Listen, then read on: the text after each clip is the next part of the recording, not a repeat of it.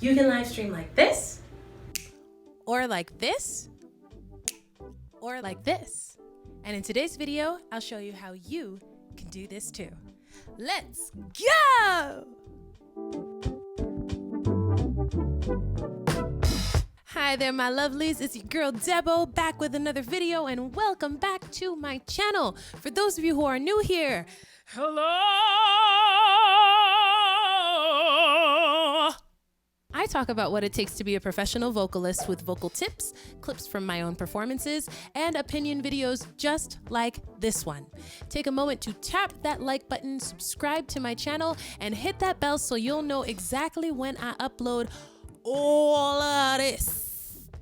And now, the moment we've all been waiting for. It's gear time. Virtual concerts are meant to be a window into who you are artistically, and you could end up showcasing yourself in a pretty vulnerable way. But that's what sets it apart from pre-packaged edited footage. But that doesn't mean that you can't make your live stream look super top-notch, professional, and pretty. Remember, everything ought to be set up so that you are comfortable. It can be as simple or as complex as you'd like it to be, as long as it's consistent. No matter what type of gear you end up using to live stream, these rules will apply. You need to have a strong internet connection. You need to have a steady camera. You need to set up your shot by setting up your space. And remember, lighting is everything. Now let's start with the simplest setup, and as we evolve, we'll get a little bit more gear crazy. Level 1, use whatever you have. If you're able to go online on your phone and it has a working camera and a working microphone, that's all that you need to live stream. Use your smartphone to capture your visuals, your audio, and to access any of the live streaming platforms that you intend to use. But make sure to use the rear-facing camera when you're getting your shot, since it's higher quality than the image from the front-facing camera.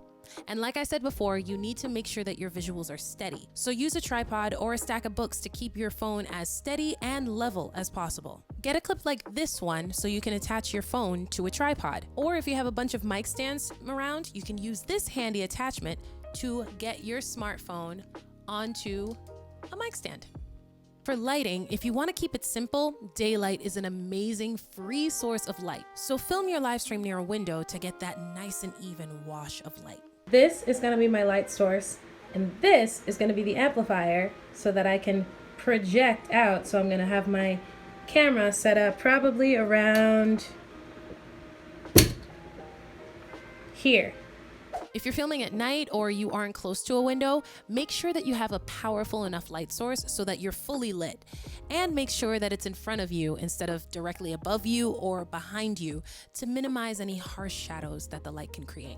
For audio, you can either sing or play directly into your phone, or you can use a microphone with an amp and position your phone close to the amp to get the sound from the amp. Record yourself a few times to test just how the audio sounds, since you are not really able to control much.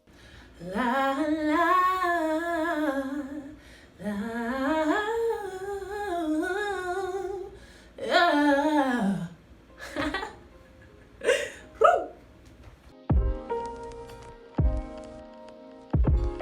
Here's a pro tip. Consider the placement of your camera and what's behind you.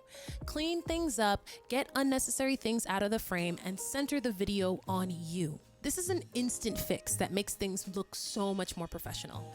Your background should make you the center of attention, not the things around you. Level 2, upgrade your lighting. Let's say that you had the same setup as level 1. You have your phone, your tripod, or a stack of books, whatever you have. Here's how you can get an edge up by using artificial lighting in specific setups. There are many different lighting setups that you could use, and what I found is best is the 3-point lighting setup. You have a key light, which gives you the most light or your main source of light on one side. Then you have a fill light, which will fill in any shadows that key light might cast on the other side of you. And then you have some type of third ambient light, which will frame the rest of your body, usually the top of your head. You could also use something like a ring light, though in my opinion, soft boxes are the way to go to make sure that you still look natural. If you like that ring in the eye look though, go for it. Here's another pro tip. Use ambient light to frame your space. You see these twinkle lights behind me? Oh, they're nice. They're nice and twinkly. They add a really nice warm vibe to my space without necessarily lighting me. Level 3, upgrade your camera. Using a better camera to live stream will require you to use a computer, but that explodes your live streaming possibilities in pretty much every way. You can upgrade to either using the camera on your computer, an attached webcam, or even a DSLR camera. In order to do this, you are going to need some software. OBS is a really well-known software to port your camera into your computer using a capture card. But it does have a pretty steep learning curve to get all of the perks out of it. Now, my ideal software of choice is Ecamm Live. I love this application because it gives you so many tools and it's super user-friendly. You can set up scenes, you can use overlays, use multiple cameras, and all of that without even using a capture card. That is what I see when I open up Ecamm Live. So I'm looking at my camera here, and this is what it is. This is what it looks like. Just check if the camera that you have will work with that software, and then plug your camera into your computer using a USB cable. Since it is plugged in that way, it's only going to port the video feed from your camera and no audio. So you'll need to use the audio that's set up on your computer. And for that, for audio, you could upgrade to a USB mic, like the AT2020 Plus USB mic. This is a great condenser microphone that works wonders in capturing the full breadth of frequencies, so it's not too tinny or too muffled. Set this microphone up exactly the same way that you could place your phone in level 1. Either you can sing into it directly, or you can point it towards an amp if you're using other instruments as well. You'll have to really play around with the placement to make sure that everything gets captured correctly. Still, it's a great option if you don't need bells and whistles for your audio setup.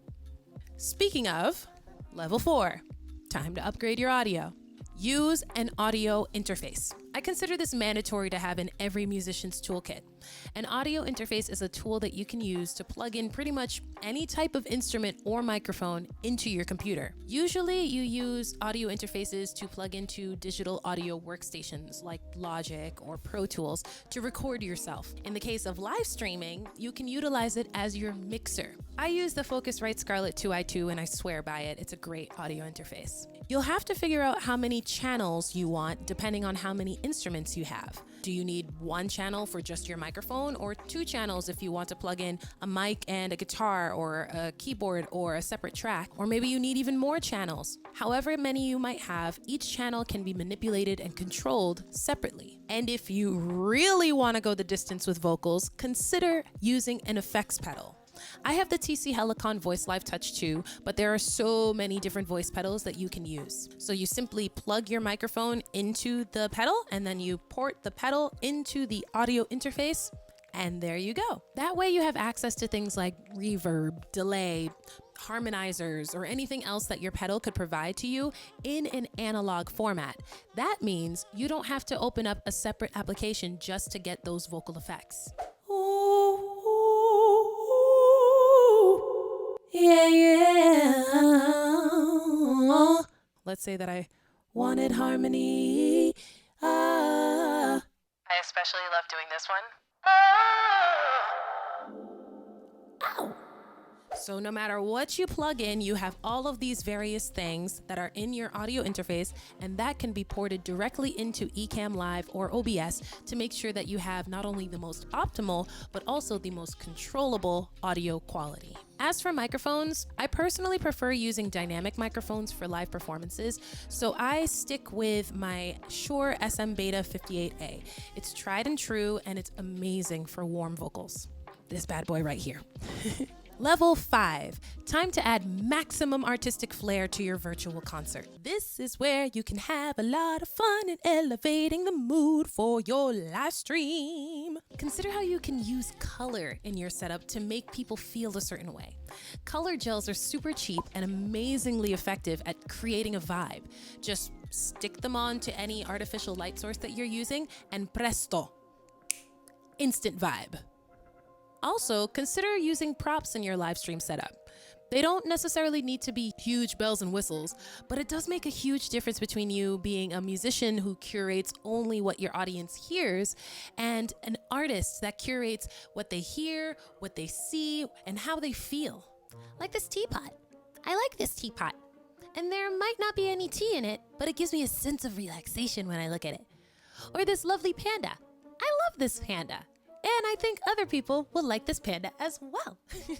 And especially if you're using Ecamm Live, can you tell that I really like this app? Oh my God. You can use different camera angles to break up the monotony of your visuals. Just set up 2 different cameras, have them both plugged into your computer, and then switch between the 2 whenever you have something that you want to highlight or you just simply want to change things. And let's say that I wanted to show exactly what vocal effects I was doing. I could go to a split screen that looks like this. Ta-da.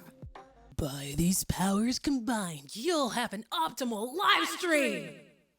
I hope that this video helped you to see the possibilities of live streaming, and I really hope that you're planning your next virtual concert soon. If you are, put it in the comments below. I want to check you out. If you've enjoyed this video, you can see more of my opinion right up here. And as always, make sure to click that like button, subscribe, and hit that bell so you don't miss any other videos that I put out. If you want to follow me, here are my socials. それじゃ、また